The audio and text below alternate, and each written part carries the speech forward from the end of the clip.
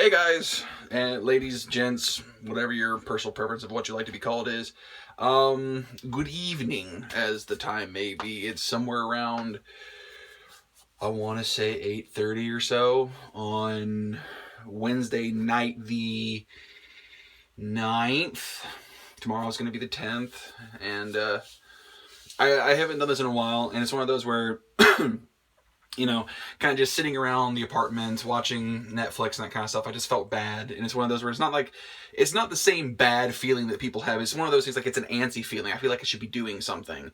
I've got lessons. I have a lesson, one, that I have to do tomorrow because the students are going to be graduating on Friday. At least the third graders are. And I'm kind of caught up in that, the slight emotions that it's the last time I'm going to see all of them together is going to be on Friday. And it is emotional for me because they're my very first students I've ever taught officially in Japan. And while not all of them have been fantastic, a good majority of them have been very fun to be around with and to teach and to learn from also, because not only do they want to learn English, some of them want to learn English, a decent amount of them want to learn English, they also want to teach me things about Japan. They want to ask questions, they want to learn more about me and where I come from, things of that nature. So it's always been nice, I think is the best way to put it, when it comes to interactions with my students. And I'm going to miss that with these students in particular. I mean, they're my first students, they're fun, they're rambunctious, they're... Not to sound weird, but it's the only way I can say it is that they're touchy-feely. They're they're kinesthetic. That's the phrase I'm looking for. They're very kinesthetic type of children. Where, of course, I got a decent beer gut from not too much beer, but mostly just being me.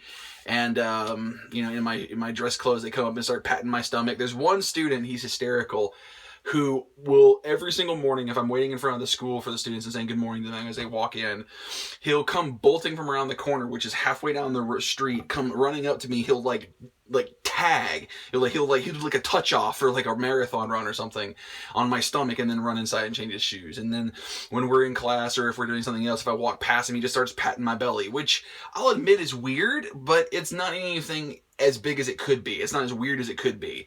And so... I mean, he's the one who does that consistently. All the other students do it on a very irregular basis. I don't know why. Some of the students say I have a muffin top. That's a thing. Some of the students say I'm pregnant with a baby. I hate those students. But those are my second graders.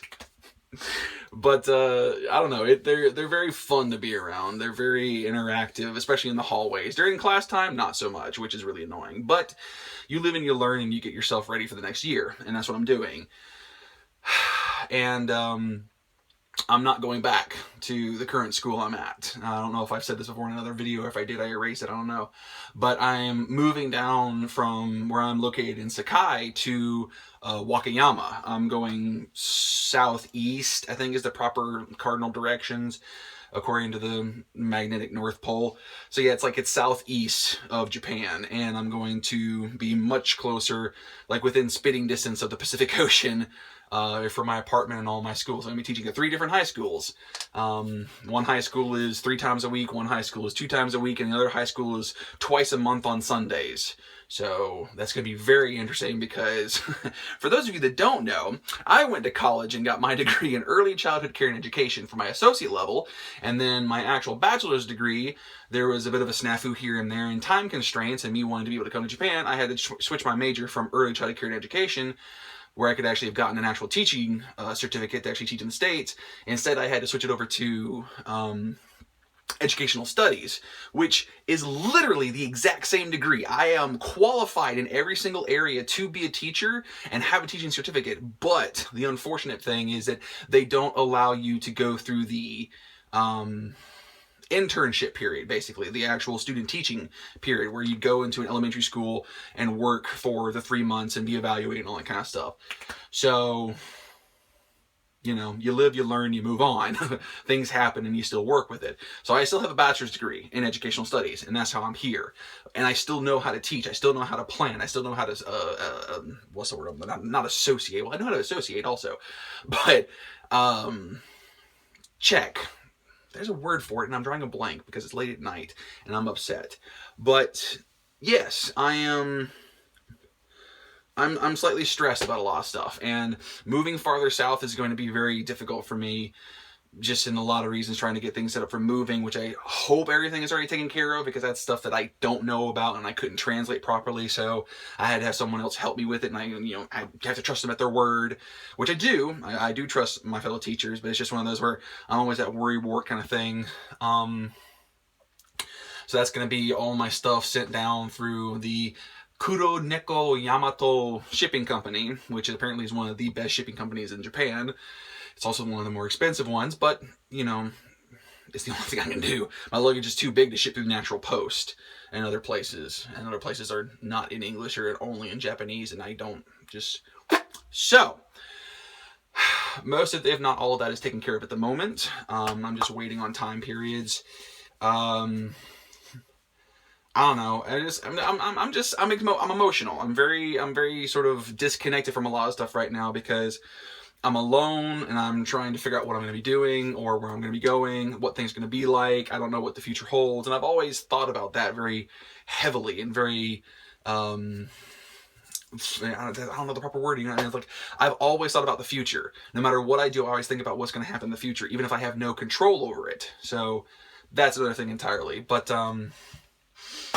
But yes, here in Sakai, where I'm located, it's been fun. It really has been.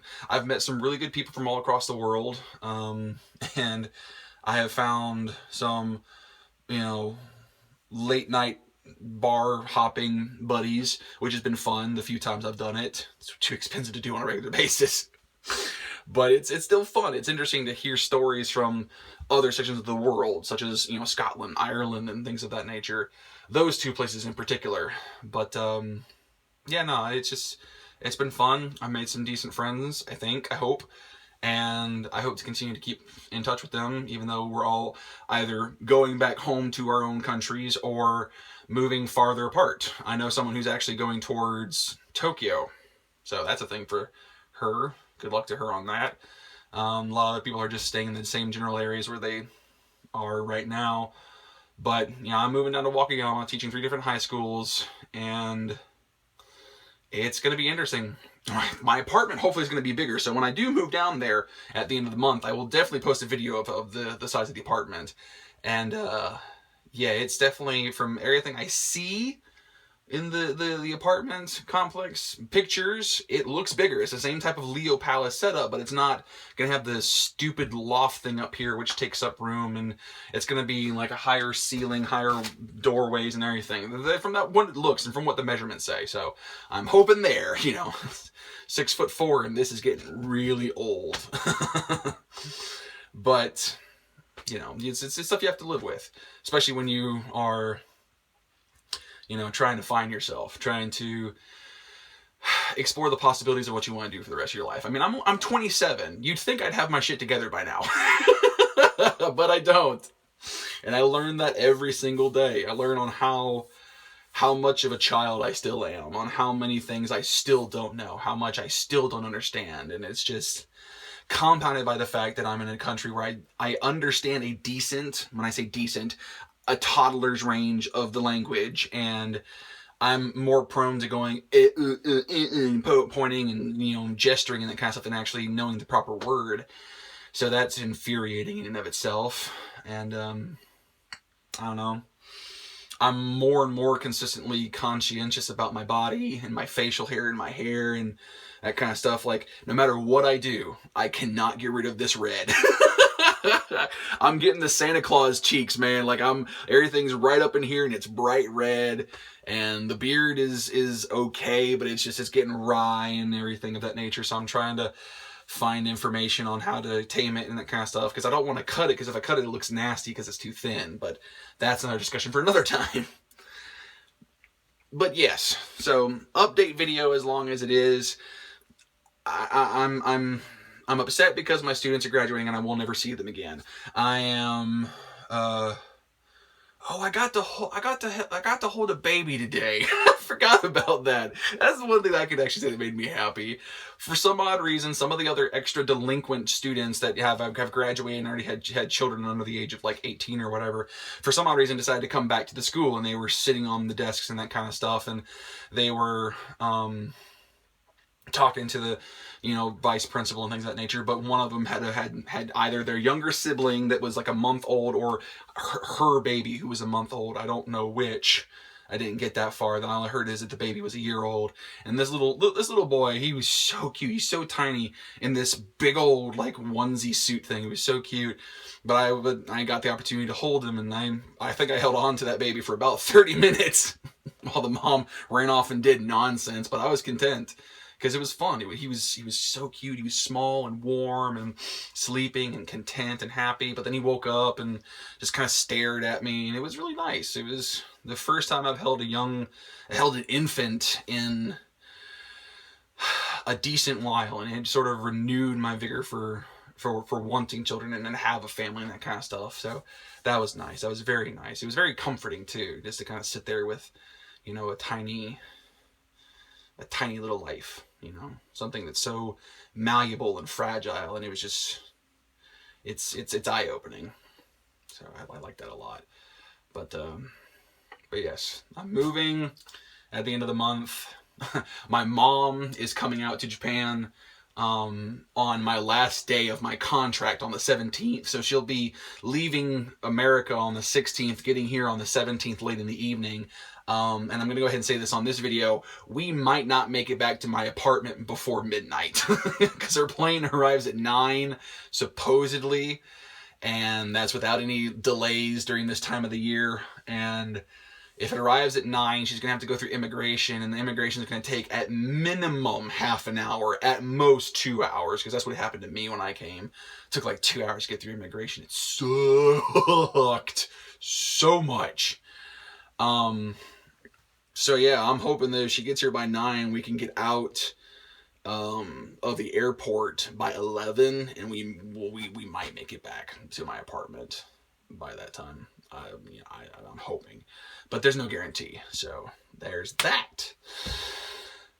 But yeah, she's going to be staying from the 17th until the 26th. She's going to be flying back later that day on the 26th. So she and I are going to be tourists for roughly 8 days or so.